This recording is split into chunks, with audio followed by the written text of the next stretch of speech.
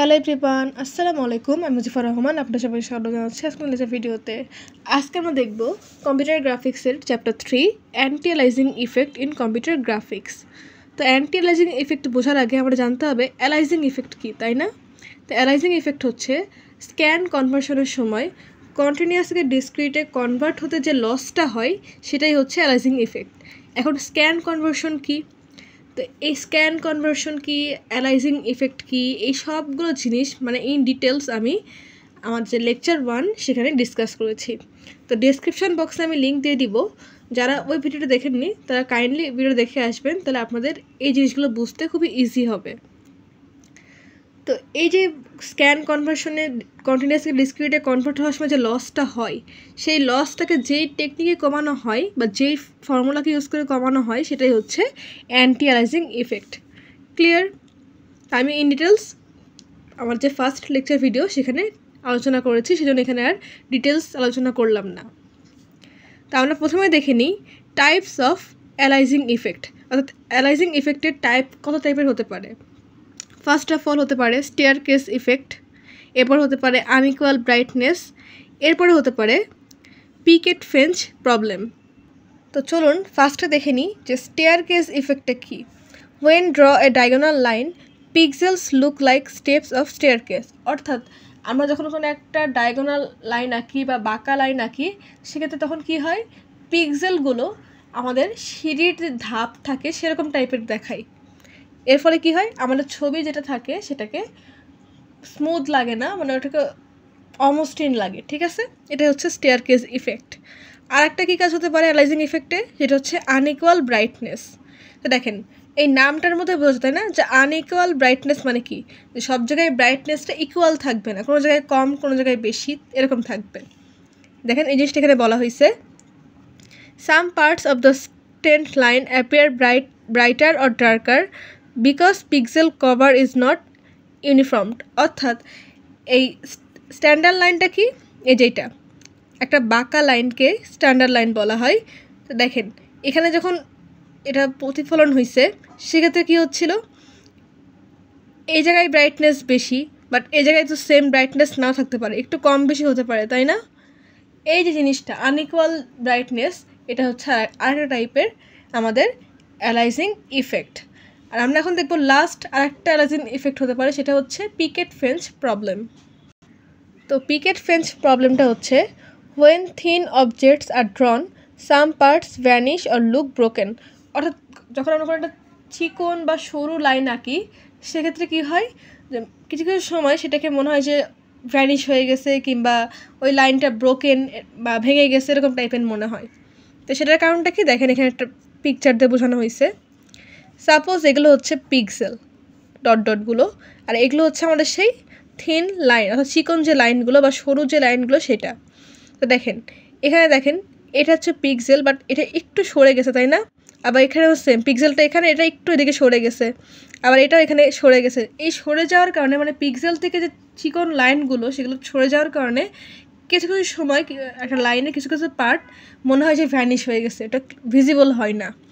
তবে সেটা যদি আমরা একটু ম্যাক্সিমাইজ করি লাইনগুলোকে বা একটু মোটা করি, সেক্ষেত্রে কী হবে, আমাদের যেই পিক্সেল সেই পিক্সেল অনুযায়ী হচ্ছে আমাদের লাইনগুলো তখন থাকবে। দেখেন এই পিক্সেল বরাবর এই লাইনটা আছে, এই পিক্সেল বরাবর এই লাইনটা আছে, এটাও সেম এটাও সেম। আগেরটাই কী ছিল, একটু সরে গেছিলো, তাই না, পিক্সেল দিকে, সেই জন্য সেটা ভ্যানিশ হয়ে যাচ্ছিলো। তো এটার এই পিকেট ফেঞ্চ প্রবলেম থেকে ওভারকাম করার প্রসেসটা কি, যে আমরা লাইনগুলোকে একটু বড় করে দিব বা একটু মোটা করে দিব, যার ফলে লাইনগুলো পিক্সেলের বরাবর থাকে, অর্থাৎ সরে না যায়। এই জিনিসটাকে মেনটেন করতে হবে, এটাই হচ্ছে পিকেট ফেঞ্চ প্রবলেম থেকে মুক্তি পাওয়ার উপায়। এবার হচ্ছে ইমেজ। ইমেজ কি, image is nothing but collection of discrete pixels, অর্থাৎ কতগুলো ডিসক্রিট পিক্সেলের সমষ্টি হচ্ছে ইমেজ। ক্লিয়ার? তো ইমেজের দুইটা টাইপ থাকে, সেটা হচ্ছে ফ্রিকোয়েন্সি ডোমেন আর একটা হচ্ছে পিক্সেল ডোমেন। তো ফার্স্টে আমরা দেখব frequency domain. Represent the image in terms of its frequencies, অর্থাৎ একটা ইমেজকে তার ফ্রিকোয়েন্সি অনুযায়ী রিপ্রেজেন্ট করে, সে তার ফ্রিকোয়েন্সি হাই নাকি লো, এটাকে এই অনুযায়ী তাকে রিপ্রেজেন্ট করে ইমেজকে। তো এই ফ্রিকোয়েন্সি ডোমেন কী জন্য ইউজ করা হয়, মেনলি ফিল্টারিংয়ের জন্য, ইমেজকে ফিল্টার করার জন্য মেনলি ফ্রিকোয়েন্সি ডোমেনকে ইউজ করা হয়। এখন আমরা দেখব পিক্সেল ডোমেন কী। তো পিক্সেল ডোমেন হচ্ছে represent the image directly in term of pixels XY values. অর্থাৎ আমরা কিন্তু চ্যাপ্টার 1-এ পিক্সেল কীভাবে থাকে বা পিক্সেলের কোঅর্ডিনেট কেমন হয় সেটা দেখিয়ে দিয়েছি। তো এই জন্য বাবরা বলছে লেকচার 1টা আপনারা দেখে আসবেন। তো পিক্সেল ডোমেন কী করে, একটা ইমেজকে পিক্সেলে রিপ্রেজেন্ট করে। অর্থাৎ একটা পিক্সেল একটা রো কলাম ওয়াইজ কীভাবে থাকতে পারে একটা ইমেজে, সে অনুযায়ী তাকে রিপ্রেজেন্ট করে। তো এই পিক্সেল ডোমেন কী জন্য ইউজ করা হয়, একটা ছবিকে বা একটা ইমেজকে রাস্টারাইজ করার জন্য। তো রাস্টারাইজেশনের কাজে আমাদের পিক্সেল ডোমেনকে ইউজ করা হয়। এখন আমরা দেখব pre filtering and post filtering. তো আপনারা যদি ফ্রিকোয়েন্সি ডোমেন এবং পিক্সেল ডোমেনের মধ্যে ডিফারেন্সটা বোঝেন, তাহলে এই প্রি ফিল্টারিং আর পোস্ট ফিল্টারিংয়ের জিনিসটা বুঝতে পারবেন। তো প্রথমে আমরা দেখি প্রি ফিল্টারিং কী। ফ্রিকোয়েন্সি ডোমেনের যে ফিল্টারিং করা হয় সেটাই হচ্ছে প্রি ফিল্টারিং, আর ঠিক তার অপোজিট অর্থাৎ পিক্সেল ডোমেনের যে ফিল্টারিং করা হয় সেটা হচ্ছে পোস্ট ফিল্টারিং। ক্লিয়ার? তো প্রি ফিল্টারিং কি, যেটা হচ্ছে ফ্রিকোয়েন্সি ডোমেনে ফিল্টার করা হয়, আর পোস্ট ফিল্টারিং হচ্ছে যেটা পিক্সেল ডোমেনে ফিল্টার করা হয়, সেটা হচ্ছে পোস্ট ফিল্টারিং। এখন আমরা দেখব এই যে অ্যালাইজিং যে ইফেক্টগুলো হলো, আমরা টাইপস দেখলাম না, 3টা টাইপের। একটা হচ্ছে স্টেয়ারকেস ইফেক্ট, তারপরে আনইকুয়াল ব্রাইটনেস আর পিকেট ফ্রেঞ্চ প্রবলেম। এই যে প্রবলেমগুলো আমাদের অ্যারাইজ হলো, তো এটাকে কোন টেকনিক ইউজ করে আমরা সলভ করতে পারি, সেটাই হচ্ছে মেনলি আমাদের অ্যান্টি অ্যালাইজিং টেকনিক্স। তো এখন আমরা এই কিছু কিছু টেকনিক দেখব যেগুলোকে ফলো করে আমরা খুব ইজিলি আমাদের অ্যালাইজিং ইফেক্টগুলোকে কমিয়ে ফেলতে পারি বা রিডিউস করতে পারি। তো এই যে এখানে হচ্ছে 3টা টাইপের অ্যান্টি অ্যালাইজিং টেকনিক এখানে আসছে, সেটা হচ্ছে এরিয়া স্যাম্পলিং, সুপার স্যাম্পলিং আর লো পাস ফিল্টারিং। তো ফার্স্টে জেনে নিই যে এরিয়া স্যাম্পলিংটা কী। Colour of pixels depend on how much area of the pixel is covered by the object. অর্থাৎ এই যে এরিয়া স্যাম্পলিং, এই পদ্ধতিতে কী করা হয় যে একটা পিক্সেলের যে কালারটা বা যে রঙগুলো, সেগুলো নির্ভর করে পিক্সেলটার মধ্যে ওই যে অবজেক্ট যেটা আমাদের যে ইমেজ যেটা, সেটা কতটুকু জায়গা দখল করে আছে। এই যে how much area of the pixel covered by the object. Clear? এরপর হচ্ছে সুপার স্যাম্পলিং। সুপার স্যাম্পলিং কি, render image at high resolution and then down sample, produce high quality smooth edge but costly. অর্থাৎ super sampling হচ্ছে এমন একটা sampling process বা একটা technique যেটা ইউজ করে আমাদের যে ছবিটা সেটাকে প্রথমে কী করা হয়, খুব বেশি রেজুলেশনে রেন্ডার করা হয়, তারপরে সেই রেজুলেশনকে কমিয়ে আনা হয়, যার ফলে ওই ছবিটাতে তখন স্মুথ মনে হয় বা মসৃণ মনে হয়। ঠিক আছে? সুপার স্যাম্পলিংয়ে কী করা হয়, সুপার স্যাম্পলিংয়ে হচ্ছে একটা পিক্সেলকে 9টা ভাগে ভাগ করা হয়, যার ফলে কোন ভাগে কতটুকু এরিয়া দখল করছে ওই অবজেক্টটা সেটা জানা যায়। অর্থাৎ একটা অবজেক্ট একটা এরিয়ার মধ্যে কতটুকু পিক্সেলকে নিচ্ছে, এই জিনিসটা আমরা সুপার স্যাম্পলিংয়ের মাধ্যমে জানতে পারি। তবে এটা কি, এটা একটা জটিল প্রসেস এবং এটা অ্যাট দ্য মেন টাইম কস্টলিও। এরপর হচ্ছে low pass filtering. Remove high frequency components before display. অর্থাৎ এই লো পাস ফিল্টারে কী করা হয় যে আমাদের প্রথমে কাকে রিমুভ করে, হাই ফ্রিকোয়েন্সি যে কম্পোনেন্টগুলো থাকে একটা পিকচারে সেটাকে রিমুভ করে দেয়। এখানে ইমেজকে হালকা ব্লার করা হয়, যার ফলে অ্যালাইজিং ইফেক্ট রিডিউস হয়। তো দেখেন, একটা ছবি যদি একটু অমসৃণ হয়, তাহলে সেক্ষেত্রে আমরা কী করতে পারি, সেই ছবিটাকে ব্লার করে দিতে পারি। তার ফলে কি হয়, দেখতে অনেক ছবিটাতে ব্লার আসে বাট ক্লিয়ার দেখা যায়, তাই না? তবে যদি সেটা হাই ফ্রিকোয়েন্সির পিকচার হতো, সেক্ষেত্রে কী হতো, আমরা দেখতাম ছবির রেজুলেশন ভালো না, তাই না? বাট ব্লার করে দেওয়ার কারণে কী হচ্ছে, আমাদের অ্যালাইজিং ইফেক্টটা কমে যাচ্ছে, বাট ছবিটাকে কিন্তু মনে হচ্ছে হ্যাঁ আসলে এটা একটা ব্লারি ছবি ভেবেই তোলা হয়েছে, এরকম টাইপের মনে হচ্ছে। বাট সেটা কিন্তু পরে করা হয়, লো পাস ফিল্টারিংয়ের মাধ্যমে ব্লার করে দেওয়া হয়, যার ফলে আমাদের অ্যালাইজিং ইফেক্টটাকে রিডিউস করা যায়। তো এই ছিল মেনলি আমাদের মেন 3 ধরনের অ্যান্টি অ্যালাইজিং টেকনিক। তো এখন দেখবো একটা কার্ভ, সেটা হচ্ছে সি কার্ভ, আর একটা দেখবো কচ কার্ভ। তো কার্ভ কেন ইউজ করা হয়, কার্ভকে মেনলি ইউজ করা হয় একটা মসৃণ লাইন তৈরি করার জন্য, অ্যালাইজিং ইফেক্টকে কমানোর জন্য, কম ডেটা ইউজ করে আমাদের যে জটিল আকৃতি বা জটিল যে শেপগুলো সেগুলোকে শেপ দেওয়ার জন্য। ঠিক আছে?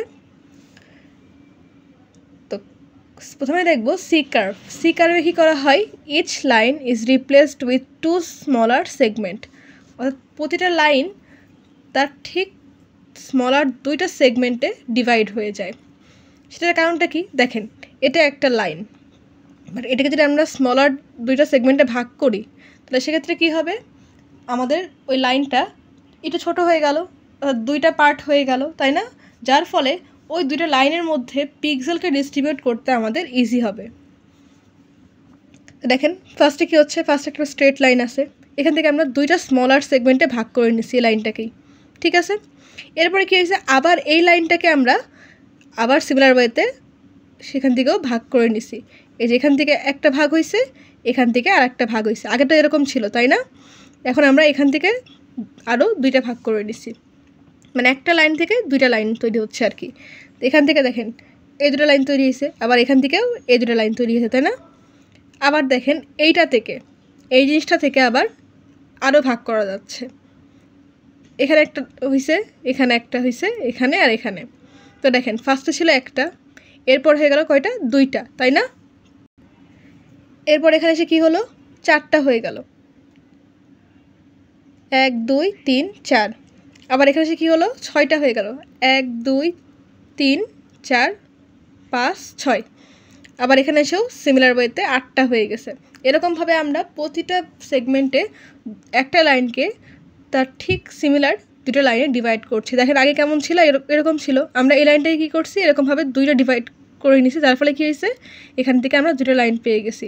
আবার এখানে কী হয়েছে, এখান থেকে ডিভাইড করছি, এখান থেকে ডিভাইড করছি, এই যে এখানে একটা পাইছি, এখানে একটা পাইছি, ডিভাইড করছি, জাস্ট একটা লাইনকে 2টা লাইনে ডিভাইড করছি।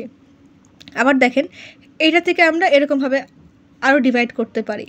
তো এখান থেকে আবার ডিভাইড করা যায়, এই যে 2টা পেয়ে গেলাম, এখান থেকে আবার 2টা করা যায়, 2টা পেয়ে গেলাম, এখান থেকেও 2টা করা যায়, এই যে 2টা পেয়ে গেলাম, আবার এখান থেকেও 2টা করা যায়, 2টা পেয়ে গেলাম। তাহলে আমরা কী করছি, একটা লাইনকে 2টা স্মলার সেগমেন্টে জাস্ট ভাগ করছি, আর কিছুই না। যেটাই ছিল আমাদের সি কার্ভ। এখন আমরা দেখব কচ কার্ভ। কচ কার্ভ কি, কচ কার্ভ হচ্ছে each line is replaced with 3 smaller segment, অর্থাৎ সি কার্ভ কী হচ্ছিল, প্রতিটা লাইন 2টা স্মলার সেগমেন্টে ভাগ হচ্ছিল, আর কচ কার্ভ কী হবে, প্রতিটা লাইন 3টা স্মলার সেগমেন্টে ভাগ হবে, অন্য কোনো ডিফারেন্স নাই।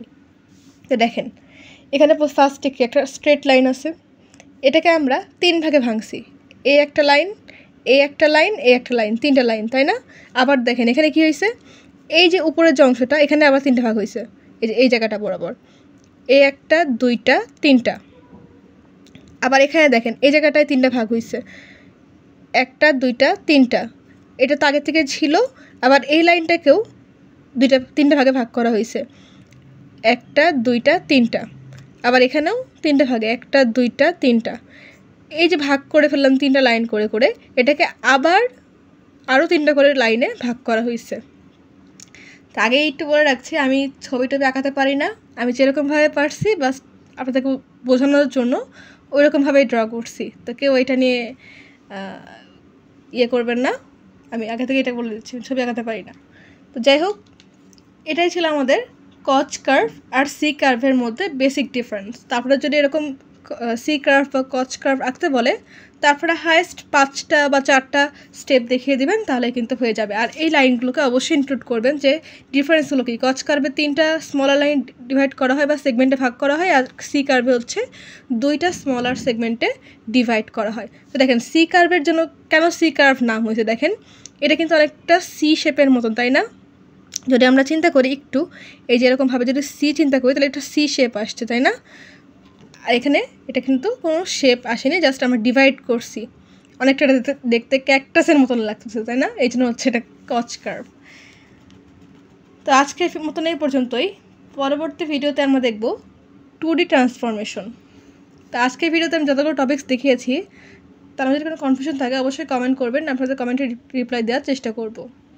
তো পরবর্তী ভিডিও দেখার আমন্ত্রণ রইল। চ্যানেলটি এখন যারা সাবস্ক্রাইব করেন চ্যানেলটিকে প্লিজ সাবস্ক্রাইব করবেন, ভিডিওতে লাইক করবেন, কমেন্ট করবেন, শেয়ার করবেন। আজকের মতন এই পর্যন্তই। আল্লাহ হাফেজ।